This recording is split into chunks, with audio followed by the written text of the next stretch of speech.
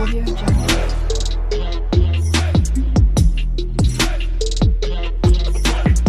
Audio Jungle.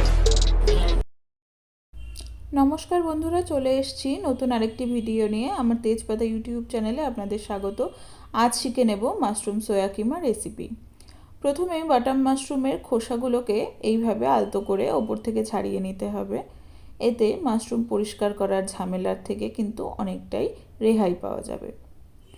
আপনারা যারা আমার চ্যানেলে নতুন, তারা প্লিজ একটু আমার চ্যানেলটা সাবস্ক্রাইব করে পাশে থাকবেন এবং কোনো ভুল ত্রুটি হচ্ছে কিনা কমেন্টের মাধ্যমে আমাকে জানাবেন।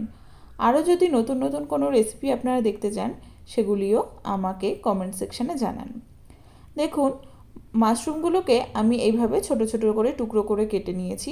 এবার বেশ অনেকক্ষণ ধরে রানিং ওয়াটারে এভাবে মাশরুমগুলো পরিষ্কার করে নেব। এখানে আমি 100 গ্রাম মতো সোয়া চাং বড়ি জলের মধ্যে ভিজিয়ে রেখেছিলাম 20 থেকে 25 মিনিট। এরপর সেগুলোকে জল থেকে তুলে মিক্সচার গ্রাইন্ডারে একটু কিছুক্ষণের জন্য গ্রাইন্ড করে নেব। দেখতে হবে কোনোভাবেই যাতে মিহি গ্রাইন্ড না হয়ে যায়, একটু দানা দানা মতো যেন থাকে। আমি আগে থেকেই দুটো আলু একটু ভাতের মধ্যে সেদ্ধ করে নিয়েছি এবং ছোট ছোট করে টুকরো করে কেটে রাখছি। এখানে আমি 8 থেকে 10টা কাঁচা লঙ্কা, দুটো টমেটো, 1 ইঞ্চি মতো আদা এবং 1 টেবিল চামচ মতো সাদা জিরে একটু ভালো করে মিহি করে পেস্ট করে নেব।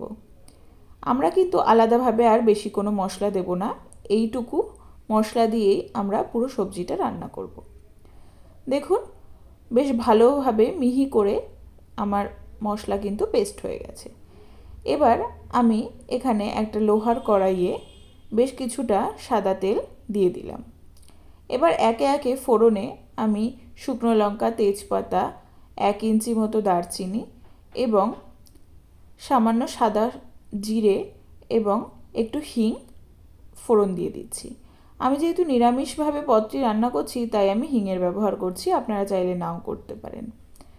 এবার সেদ্ধ করে কেটে রাখা আলুগুলো আমি তেলের মধ্যে দিয়ে দিলাম।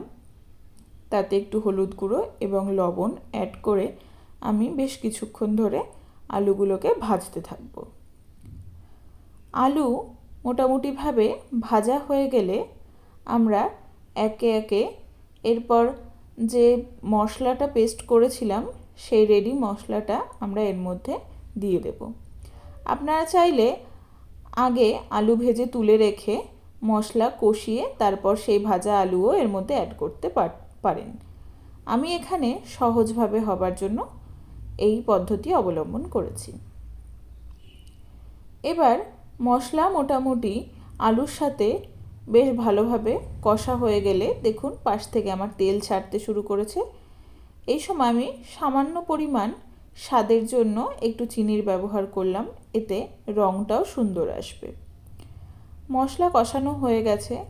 এবার আমি একে একে গ্রাইন্ড করে রাখা সোয়া চাংক এবং পরিষ্কার করে ধুয়ে রাখা মাশরুমগুলো এর মধ্যে দিয়ে দেব।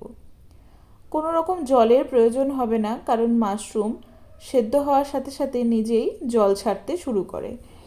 সেই জলেই আমাদের রান্নাটা কিন্তু হয়ে যাবে। এবার সম্পূর্ণ মিশ্রণটি ভালোভাবে একসাথে মিশিয়ে আমরা লো টু মিডিয়াম আঁচে 10 থেকে 15 মিনিট ঢাকা দিয়ে সবজিটি হতে দেব এবং মাঝে মাঝে ঢাকা খুলে একবার নেড়ে দিতে হবে, যাতে ভেতর থেকে নিচ থেকে কোনোভাবেই লেগে না যায়। আমাদের সবজিটা কিন্তু জল শুকিয়ে হয়ে এসেছে। এবার ওপর থেকে আমরা ধনেপাতা এবং কাঁচা লঙ্কা কুচি দিয়ে পরিবেশন করব রুটি বা পরোটার সাথে। আপনারা বাড়িতে ট্রাই করে জানান এই পদটি কেমন লাগলো এবং আমাকে লাইক ও সাবস্ক্রাইব করতে ভুলবেন না। ধন্যবাদ।